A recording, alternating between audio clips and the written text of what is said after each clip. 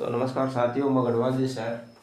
आज वक्रता जो है कर्वेचर जो हम पढ़ रहे थे, पहले वीडियो में हमने फॉर्मूलों के बारे में देखा था। उसका हम पार्ट सेकंड रखेंगे। कुछ फॉर्मूले और रह गए थे, आप लिख दो, वो लिख लो आप। एक फॉर्मूला और था कि साई थीटा वह फाई में समान।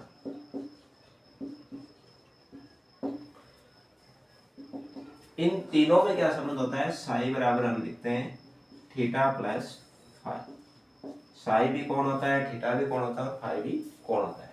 इन तीनों में संबंध होता है साई बराबर होता है थीटा प्लस फाई। ये फॉर्मूला भी ध्यान रखना है।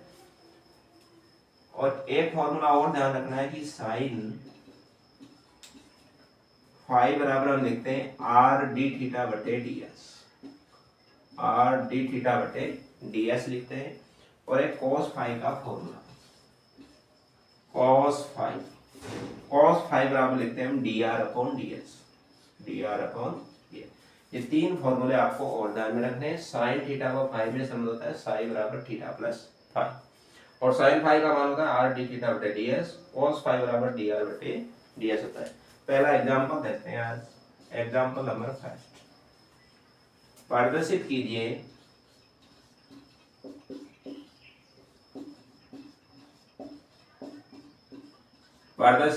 कि वक्र S बराबर सी ई की पावर x अपॉन सी के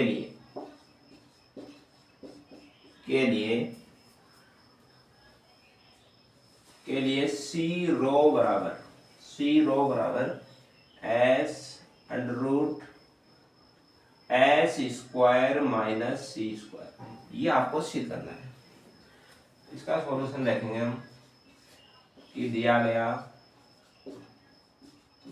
गया वक्र का समीकरण।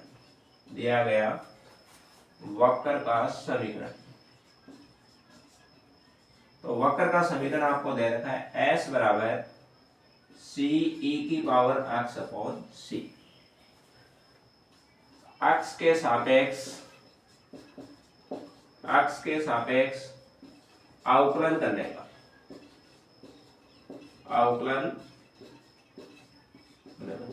x के सापेक्ष इसका अवकलन करेंगे तो ये होगा ds upon dx equal, c constant है, e की पावर x का e की पावर x होता है तो e की पावर x अपॉन c।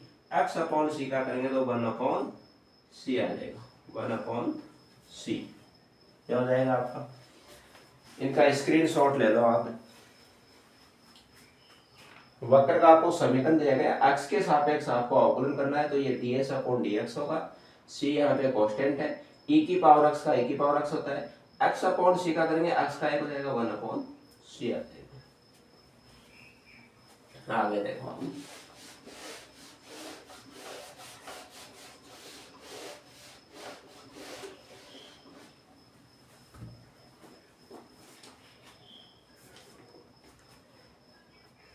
तो ये कितना हो जाएगा देखो आप। ये जो आपको मान दे रखा है सी ई की पावर x अपॉन सी, ये देखो इतना जो ये मान है, ये सी ई की पावर x वापिस s लिख सकते हैं हम। तो ds अपॉन dx इक्वल में आएगा, इसकी जगह हम रख देंगे s और अपॉन में कितना है c। ये जो मान था सी ई की पावर x अपॉन c की जगह हम क्या रख देंगे, s रख देंगे।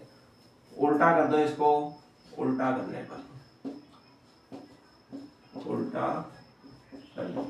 उल्टा करेंगे तो ये हो जाएगा dx upon ds equal c बटे s हो जाएगा। c बटे क्या हो जाएगा आपका, s हो जाएगा। dx अपॉन ds हमने देखा है कि dx अपॉन ds बराबर होता है cos psi। क्या होता है? cos psi बराबर c s। c ये 5 नहीं है, s है। तो और देखो इसको क्या लिख सकते हैं हम, हमें c का मान चाहिए तो c बराबर हम लिख सकते हैं cos i बराबर c बट्टे s। c बराबर यदि हम लिखें तो ये आ जाएगा आपका, एक मिनट इसको मैं मिटा देता हूँ।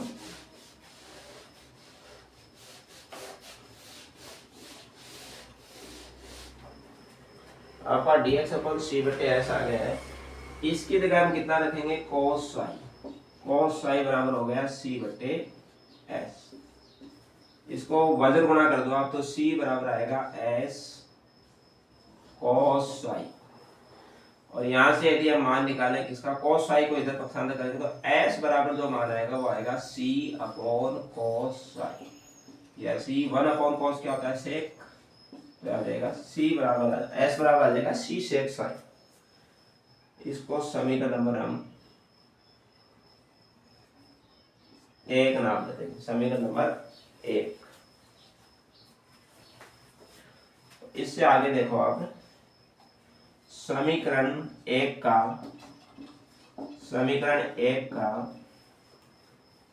साई के सापेक्ष अवकलन करने पर,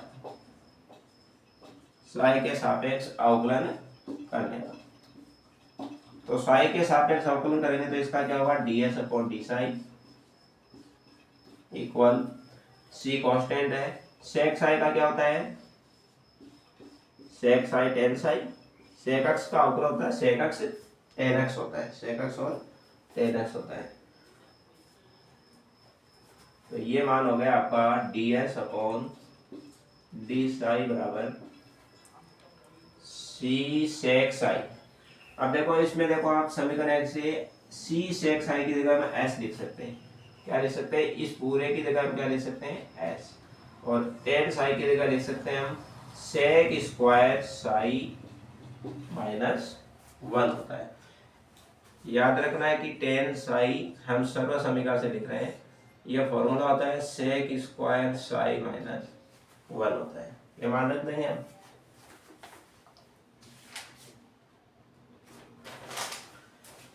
तो ये हो गया आपका। आगे देखो आप,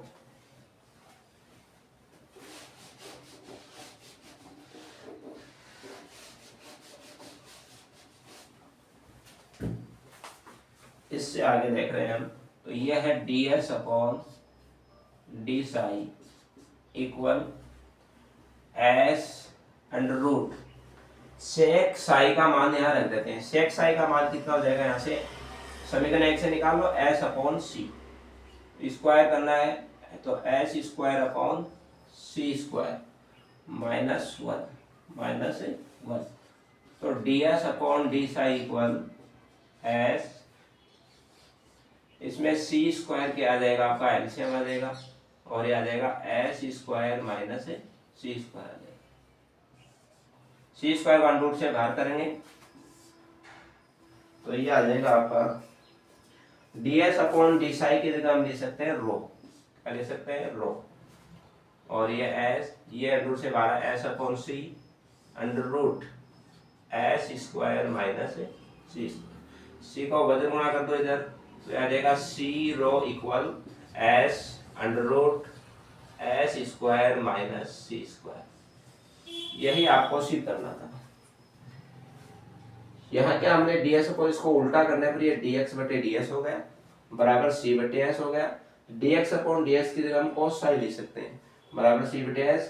c का मान निकालेंगे वजन गुणा s cos Sai, cos Sai को उधर ले जाएंगे तो c बटा cos साई सेक में चेंज हो जाएगा। इसके बाद में इसका हम क्या करेंगे, साई के सापेक्ष अवकलन कर रहे हैं तो ds अपॉन डी साई बराबर c सेक साई टेन साई। सेक x का क्या होगा, सेक x टेन x।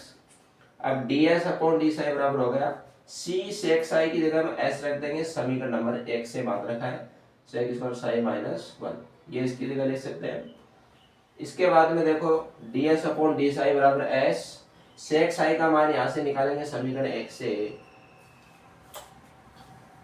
यहाँ लिखो आप देखो समीकरण 1 से, सेक साई का जो मान आ रहा है वो कितना आ रहा है, s अपॉन सी आ रहा है, s अपॉन सी। तो ये था आपका पहला एग्जांपल, इसको नोट कर लो आप।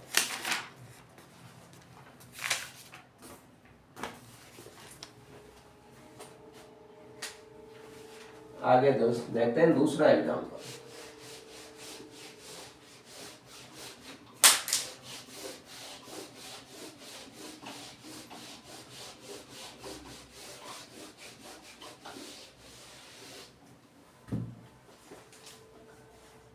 Example number 2। दूसरा एग्जाम्पल दे रहा है किसी वक्र के लिए, किसी वक्र के लिए, किसी वक्र के लिए प्रदर्शित कीजिए कि, प्रदर्शित कीजिए कि, प्रदर्शित कीजिए कि r upon rho, r upon rho बराबर sine phi 1 plus d phi upon d theta, d theta, जहां रो वक्र की वक्रता त्रिज्या, वक्र की वक्रता त्रिज्या, वक्र की वक्रता त्रिज्या, रो तो वक्रता त्रिज्या है, तथा टेन फाई की जगह टेन फाई बराबर आपको दे रखा है are d theta upon D R, are d theta upon D R है। यह आपको क्वेश्चन दिया गया है, एग्जांपल है किसी वक्र के लिए प्रदर्शित करना है कि आर अपॉन रो बराबर sine phi 1 plus d phi upon d theta आपको दे रखा है। रो तो होती है वक्र की वक्रता त्रिज्या होती है, और टेन साई बराबर होता है are d theta upon D R. इसका सॉल्यूशन देखते हैं। तो देखिए वक्र के लिए साई थीटा व फाई,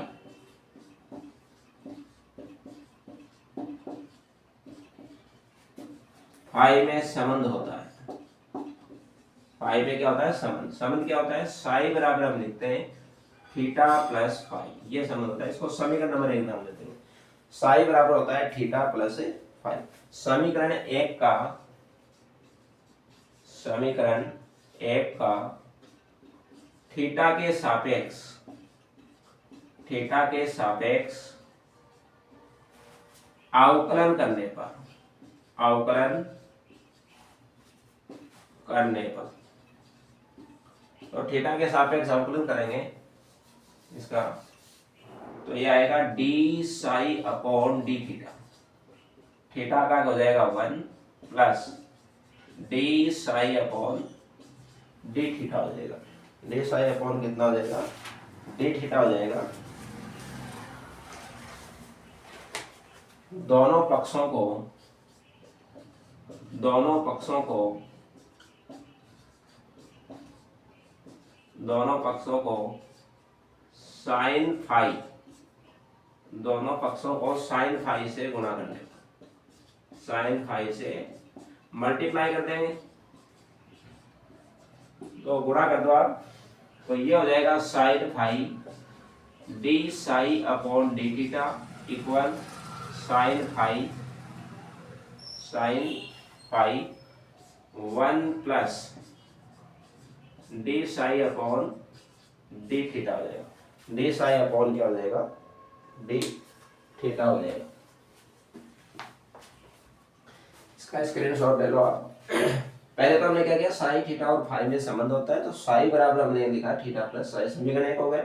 समीकरण 1 का क्या करना है आपको, थीटा के सापेक्ष अवकलन करना है, तो d psi upon d theta, theta का अवकलन 1 हो जाएगा, फाई का d phi upon d theta, दोनों पक्षों को हमने क्या किया साइन फाई से मल्टीप्लाई किया।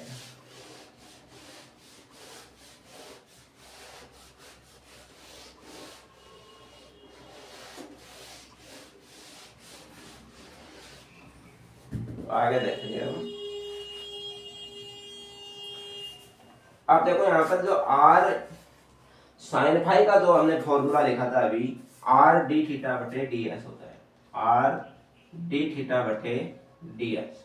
ये किसकी जगह देखा है हमने, आर की जगह, और आगे कितना है d psi upon d theta equal sine phi, sine phi 1 plus d phi upon d theta, d phi upon d theta आ जाएगा।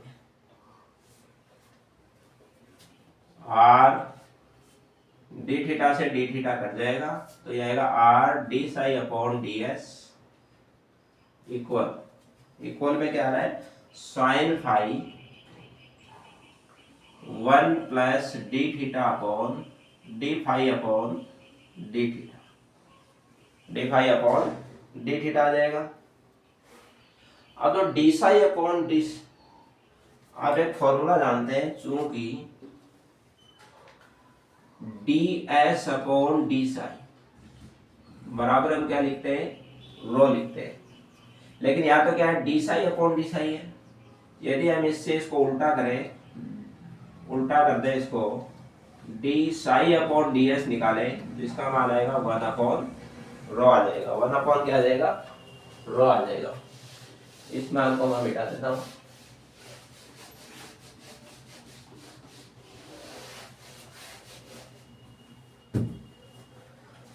तो हम क्या करेंगे, D psi upon d S की जगह रख देंगे 1 अपॉन रो, आर 1 अपॉन कितना हो जाएगा, रो हो जाएगा।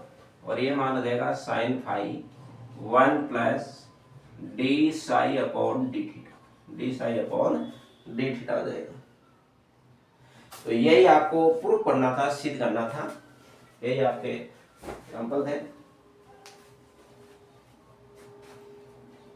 आर डी फाई ये आपको समझ में आया होगा। पार्ट 2 में हमने 2 एग्जाम्पल आज किए हैं, जिन पर प्रहार किया गया है, बहुत ही अच्छे एग्जाम्पल है, आपको जरूर समझ में आए। लेकिन फॉर्मूले जो इसमें आपको दिए गए उनको आपको जरूर याद करना है और जुनून के साथ आपको पढ़ना है। इसको लाइक और शेयर आप करें, सब्सक्राइब करें। आपके लिए बहुत बहुत धन्यवाद। जय हिंद, जय भारत।